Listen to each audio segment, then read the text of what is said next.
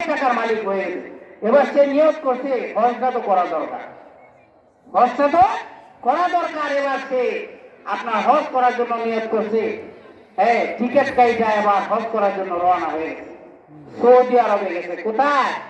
Saudi আরবে গিয়ে হজ করে, তাওয়াফ করে, নবীর রওজাতে সালাম দেয়, কিন্তু তার সালাম আমার নবীর দরবারে পৌঁছে না। জোরে কোন ঠিক? এমন নাফরমানের সালাম কি নবীর দরবারে পৌঁছবে? পৌঁছবে না। সন্তান, নাফরমান সন্তান গিয়ে হজ করে, নবীর রওজা শরীফে তাওয়াফ করে, কোরআন শরীফ তেলাওয়াত করে, কিছুই তার দিলে ভালো লাগে না। তার দিলে যেমন অশান্তির আগুন দাও দাও করে জ্বলতেছে, মরিচের লাগান খালি ভিতরে খালি জ্বলে। সে মনে মনে নিয়ত করে কি কারণটা কি? আমি নবীর রওজা শরীফে আসলাম, তাওয়াফ করলাম, আমল করি, কোরআন শরীফ তেলাওয়াত করি, কিছুই আমার ভালো লাগে না। কারণ এইভাবে তাওয়াফ করতে করতে এক আল্লাহর ওলির সাথে তার সাক্ষাৎ হয়ে গেছে। কার সাথে? এক আল্লাহর ওলির সাথে তার সাক্ষাৎ হয়ে গেছে। আল্লাহর ওলিকে সে জিজ্ঞাসা করতেছে, ওগো আল্লাহর ওলি, আমি যে মক্কা শরীফ আইলাম, তাওয়াফ করি, কোরআন শরীফ তেলাওয়াত করি, সাফা মারওয়া দৌড়াদৌড়ি করি, কোন কিছুই তো আমার ভালো লাগে না, খালি দিলের ভিতরে অশান্তির আগুন দাউ দাউ করে জ্বলতেছে। কারণ আল্লাহর ওলি বলেন, তোমার ভালো না লাগার কারণ আমি যা বুঝি, তোমার মা বাবা আসেনি।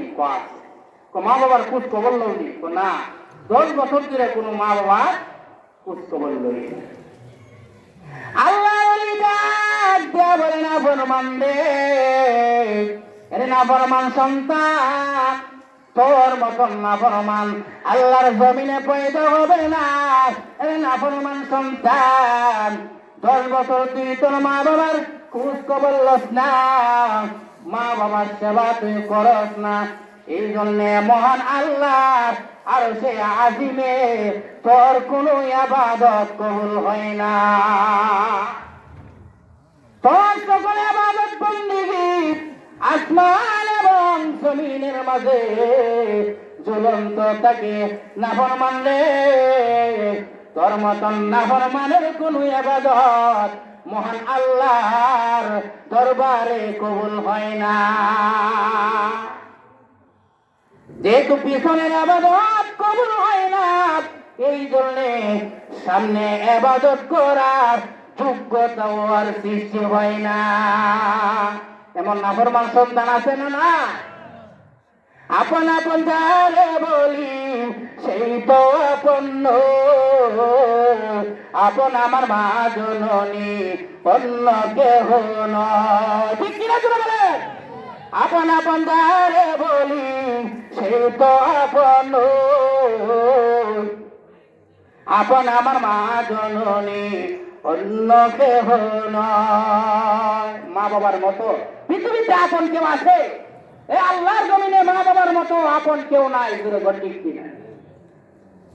এই নাফরমান সন্তান মা বাবাকে বাদ না দিয়া সে মক্কা শরীফ গেছে হজ করার জন্য, কিন্তু নাফরমানের কোন সালাম আমার নবীর দরবারে পৌঁছে নাই।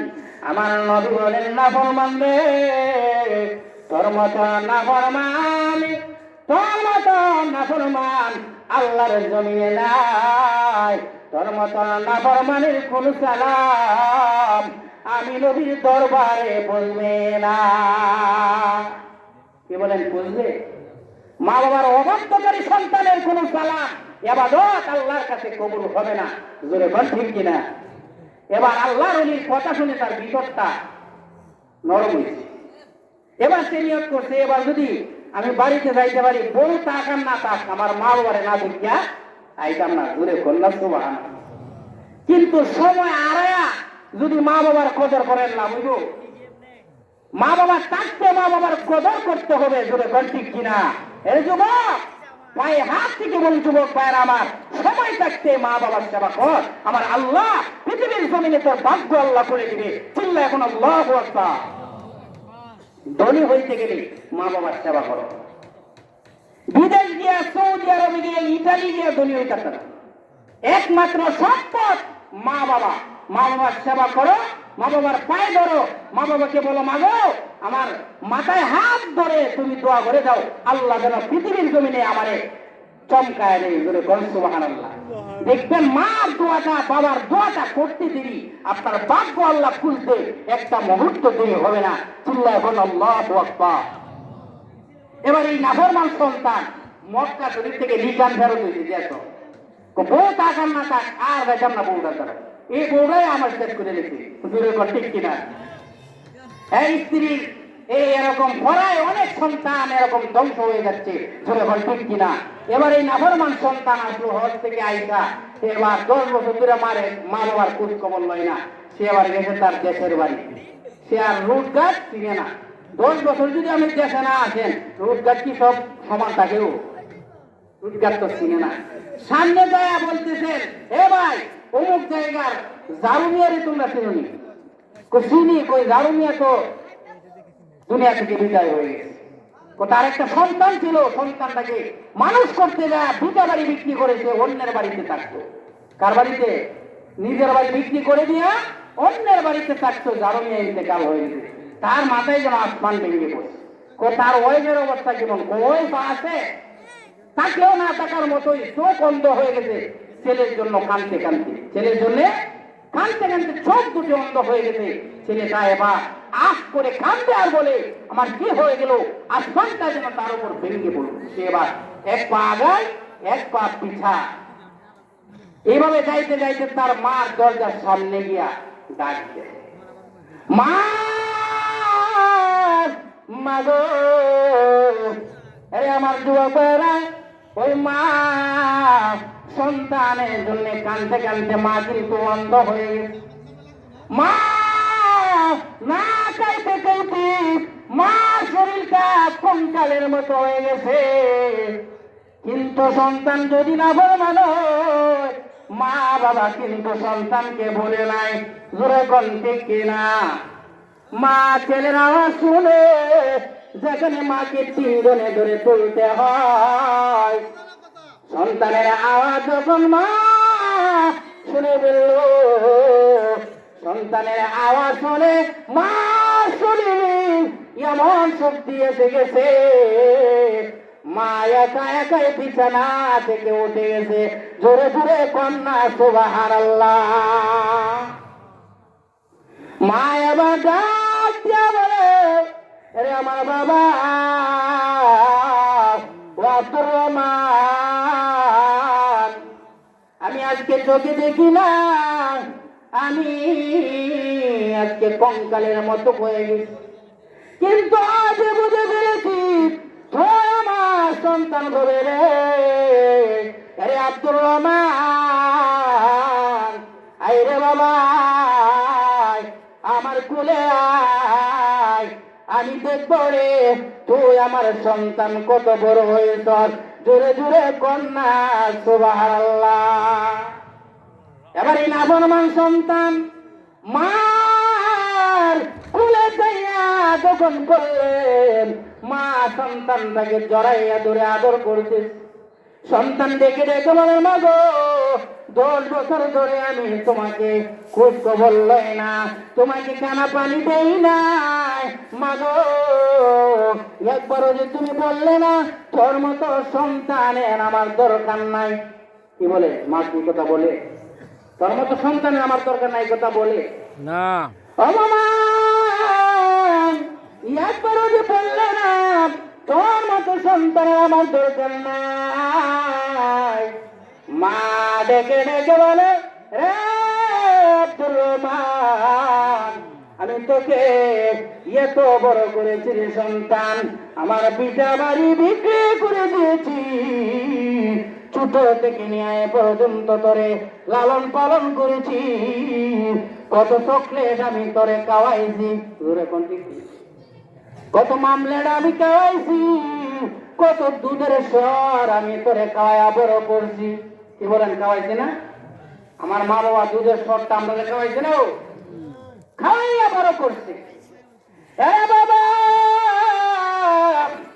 কত ইলিশ মাছের বাজি তোরে খাওয়াইছি, বাবা রে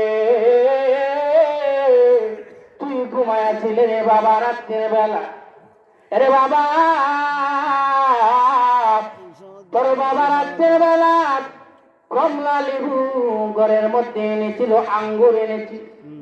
এ আব্দুর রহমান, আমি তোরে ঘুম থেকে তুলি ওই কমলা লেবুর রস আমি তোরে খাওয়াইছি রে বাবা। আরে আব্দুর রহমান, এতগুলি লালন পালন আমি করলাম আব্দুর রহমান রে, দুনিয়ার কোনো কিছু পাওয়ার জন্য করি নাই, দুনিয়ার কোন স্বার্থের জন্য আমি করি নাই, একমাত্র আমি মা নিঃস্বার্থ ভাবে মহাব্বতে ধরে লালন পালন করেছি। জুড়ে জুড়ে কন্যা সুবহানাল্লাহ। রে ভাই, তিনি হলেন আমার মা, তিনি হলেন আমার বাবা। এত কষ্ট করে আমাদেরকে বড় করলো, লালন পালন করলো, কিন্তু যারা এই মা বাবারে কষ্ট দিবে তারা কিন্তু দুনিয়ার জমিনে ধ্বংস হয়ে যাবে। জোরে কোন ঠিক কিনা? তারা কিন্তু ধ্বংস হয়ে যাবে।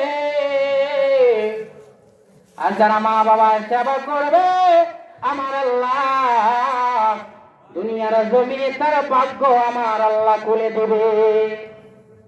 হযরত ইমাম বুখারী রাহমাতুল্লাহ নাম আপনারা শুনছেন? হুজুর এসে গেছে, আমি শেষ করে দিচ্ছি ইনশাআল্লাহ। হযরত ইমাম বুখারী রাহমাতুল্লাহ যখন জন্মগ্রহণ করেছেন 1-2 বছর বয়স, কত?